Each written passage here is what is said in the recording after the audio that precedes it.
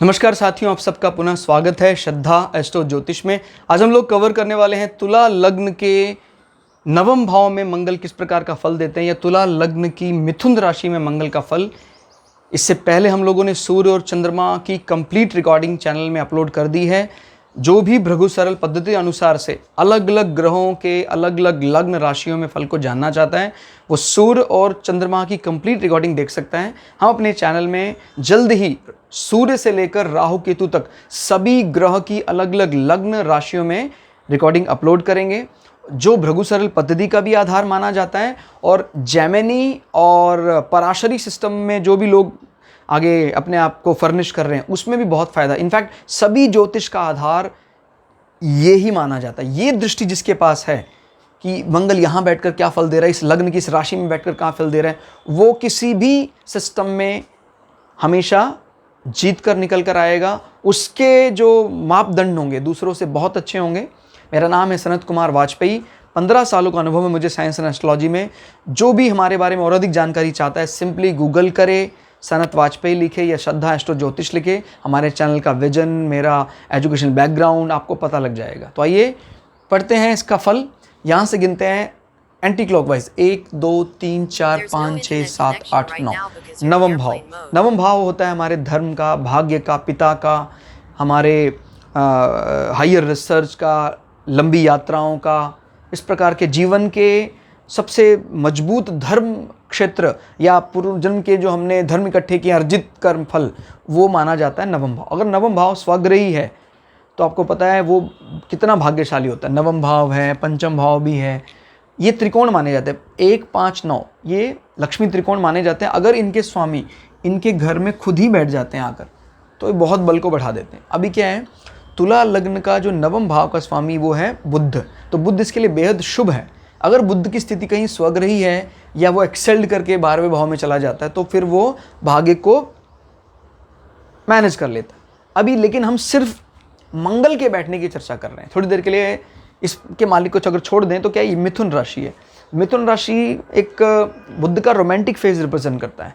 Clear हो गया? यानी पिता बड़े कूल नेचर हैं, ठीक है, ज़्यादा क्रोध वगैरह नहीं करते हैं, लेकिन मंगल यहाँ बैठकर अब उनकी पर्सनालिटी को खराब करने का काम करता है। वो शांत प्रिय है, लेकिन मंगल अनावश्यक क्रोध का कारण, और इस क्रोध का कारण आपका पार्टनर है, क्योंकि पार्टनर का मालिक ही मंगल है और आपके एसेट्स आपके क्रोध का कारण है। क्लियर हो गया? हो सकता है एसेट्स को लेकर, आपके जो बैंक बैलेंस को लेकर पिता और आपके बीच में तनाव रहता हो। क्लियर हो गया? तो ये एक तनाव की स्थिति है। आपका पार्टनर के जो नेचर को लेकर तनाव रहता हो पिता के साथ। पिता शांति प्रिय है, लेकिन क्रोध जब कभी भी आएगा तो 2 प्रमुख कारण ये होंगे, आपका एसेट्स और इसमें एक बात और भी है, दूसरा भाव, क्योंकि आपकी फॉर्मल माने इनिशियल एजुकेशन और आपके वाणी की सिद्धि को भी बताता है। तो सम टाइम ये वाणी के दोष को भी रिप्रेजेंट कर रहा है। वाणी यानी पारलौकिक, देखिए ये है लौकिक वाणी, ये पारलौकिक। किसी को कहा गया सिद्ध हो गया। आप किसी को कोई काम कहें वो सिद्ध हो जाए तो वो दूसरे वाणी की सिद्धि देखी जाती है। हमने बैंकिंग टर्म में किसी को कोई बात समझाई, उसकी समझ में आ गई, तीसरे भाव। तो इसका स्वामी अपने से 1 2 3 4 5 6 7 8 अपने से 8 होकर अच्छी स्थिति में नहीं है। तो कल मिला के वाणी की ये जो प्रॉपर्टी है उसके पास नहीं है। इस कारण भी तनाव रहता है। आप किसी को समझाते उल्टा नुकसान हो जाता है। पिता इससे भी नाराज रहते हैं आपके कि भाई आपके कारण ही विवाद की स्थिति बनी, आप ना बोला करें। क्लियर हो गया? तो ये एसेट्स को लेकर आपके भार्या को, नेचर को, इस प्रकार की डील, आप बिजनेस डील करते हैं तो भी पिता को टेंशन रहती है। तो कुल मिला के स्थिति बहुत ज़्यादा संतोषजनक तो नहीं कही जा सकती है। मंगल अब कहाँ का नजर मार रहा वो देखते हैं। 1 2 3 4 मंगल यहाँ से बुध के दूसरे भाव को भी देख रहा है। यानी मंगल यहाँ बैठकर अनावश्यक खर्च करवाएगा। हायर स्टडी, लंबी यात्राओं को लेकर आप कभी ऐसा विचार करेंगे चलो यार मुझे वहाँ कहीं जाना चाहिए, मुझे कुछ एसेट्स में फ़ायदा होगा, तो उल्टा वहाँ पर वो नुकसान हो जाएगा, व्यय, अनावश्यक व्यय। और मंगल की 7वीं दृष्टि आपके भाई बहनों के यहाँ, क्योंकि इस राशि का नेचर इससे मैच कर रहा है मंगल से, तो ये भाई बहनों के लिए, छोटे भाई बहनों के लिए खासकर एक्सेप्टेबल रहेगा। भाई बहनों के साथ आपकी बन जाएगी, फिर भी कभी पिता से विवाद होता है तो भाई बहन इनफैक्ट एक ब्रिज का काम करेंगे, छोटे भाई बहन। और मंगल की ये दृष्टि काफ़ी बली है। मंगल की 8वीं दृष्टि आपके भवन, आप तो मतलब आप क्या है, अब जब कभी मंगल संबंधी रेमेडी करनी हो इसको पकड़ लो बस। वो तो मिलता ही नहीं, तो मिल गया पता नहीं कैसे। मंगल यहाँ बैठकर उच्च की नज़र से माता को भी फायदा दे रहा है, आपका वाहन, आपका मकान सुख, जो भी आपको चाहिए, बस माँ के चरण पकड़ लो आप, आपका बेड़ा पार हो जाएगा।